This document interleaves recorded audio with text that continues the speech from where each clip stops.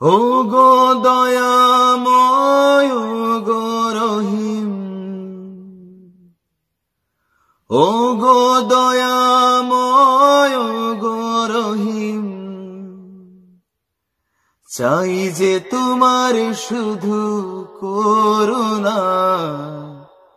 কবরের আযাব যে এত কঠিন, সইতে আমি পারবো না। মৃত্যু যন্ত্রণা কত যে কঠিন, সইতে আমি পারবো না। ও গো দয়াময় ও গো রহিম, ও গো দয়াময় ও গো রহিম, চাই যে তোমার শুধু করুণা।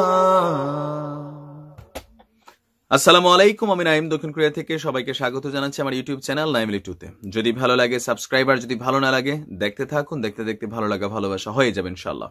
দর্শক, কবর, মৃত্যুর পরে প্রত্যেকটা মানুষকেই কবরে যেতে হবে, কবরে দাফন করা হবে, আর সেই জন্য একটা কবর খনন করা হয়। এখন আমাদের মনে একটা নরমাল বিভিন্ন হুজুরদের ওয়াজ এবং বিভিন্ন ছবি টবি দেখা মনের ভিতরে একটা চিন্তা ঢুকছে, কবরের ভিতরে যে আযাব হয়, বেশিরভাগ সময় ওয়াজে এগুলা গল্প আকারে শোনা যায় বা প্র্যাকটিক্যাল লাইফে সেটা কে দেখেছেন আমি জানি না।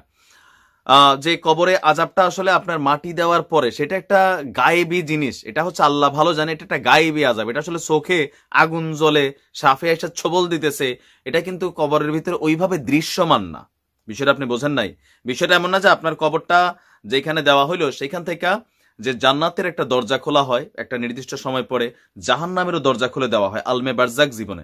এখন তার মানে এই না যে মাটি সইরা গিয়া কোনো, এটা একটা গায়েবী, কিন্তু প্র্যাকটিক্যালি আপনি দেখছি কি লগের কবর ভাঙ্গা হয়তো দাদার কবর, অথবা লগে দিয়া পাকা লগে নদী, এটা গায়েবী জিনিস, এটা সম্পর্কে আমাদের কথা বলার কোনো সুযোগ নেই।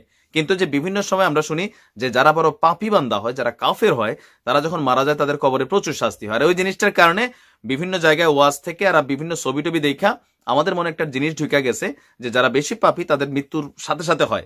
আবার অনেক সময় কবর নাকি বন্ধ হয়ে যায়, কবরের ভিতরে সাপ দেখা যায়, মাঝে মাঝে এগুলো দেখা যায়, তবে ম্যাক্সিমাম হচ্ছে এডিটিং। আমি আবারও বলি, কোনো বিভিন্ন ছবি স্পেশাল ইফেক্টের হলিউড বলিউডের ছবির সিন কাইটাই না, হয়তো এগুলো অনেক সময় বিভিন্ন ভিডিওতে দেখায়। আবার কবরের আযাবের উপরে এক ধরনের স্পেশাল গ্রাফিক্স দিয়ে কাজ করা হয়, সেগুলো আবার বিভিন্ন কন্টেন্ট নিয়ে ঢুকাই দেয়, আর আমরা যারা আমজনতা আছে সেগুলোকে বিশ্বাস করি।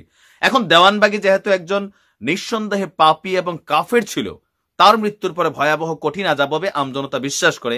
তবে আল্লাহর ফয়সালা, কারণ সহিহ বুখারীর ওই হাদিসকে আমি ফলো করার চেষ্টা করি, যেহেতু আমি একজন ভালো মুসলমান, যেই ব্যক্তি মারা গেল তোমরা তাকে নিয়ে কোনো কটু কথা বলো না, কারণ সে আল্লাহর জিম্মায় চলে গেছে। আল্লাহ ভালো ফয়সালাকারী, তার আসলে মানে আপনার কি আছে, শাস্তি আছে নাকি পুরস্কার আছে। বাট দৃশ্যত মৃত্যুর আগে তার কর্মকে যাচাই করলে বোঝাই যায় যে তার কপালে শাস্তি আসবে।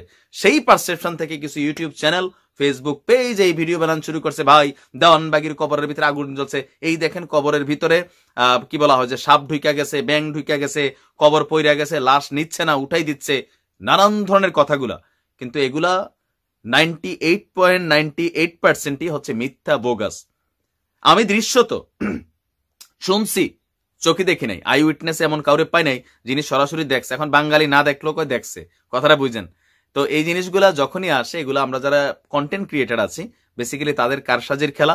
বিভিন্ন হলিউড বলিউডের ছবি কাইটা কুইটাই না, দেখেন না কয়েকদিন আগে রোহিঙ্গাদেরকে নিয়ে ভারতের একটা টেলিভিশন চ্যানেল একটা প্রতিবেদন দিছে, সুনামি ছবির অংশ কাইটাই না ঢুকাই দিছে, এই দেখেন বাংলাদেশের মানুষ রোহিঙ্গাদেরকে মাইরা নাকি আমরা ফাড়াই ফেলবো, সাগরে ভাসাই দেবো। এগুলো আসলে উচিত না, এটা আমার মনে হয় না কোনো ভালো মানুষের কাজ। এখন সত্যতা যাচাইয়ের বিষয়টা মাঝে মাঝে আমি গরিব মানুষই আসি যে আপনাদের সামনে নিয়ে আসি, কারণ সত্যটা সত্য, মিথ্যাটা মিথ্যা, এটা সম্পর্কে ফয়সালা করা আমার কাজ। তো ভালো থাকুন, সুস্থ থাকুন, আজ এই পর্যন্তই। আসসালামু আলাইকুম রহমতুল্লাহ।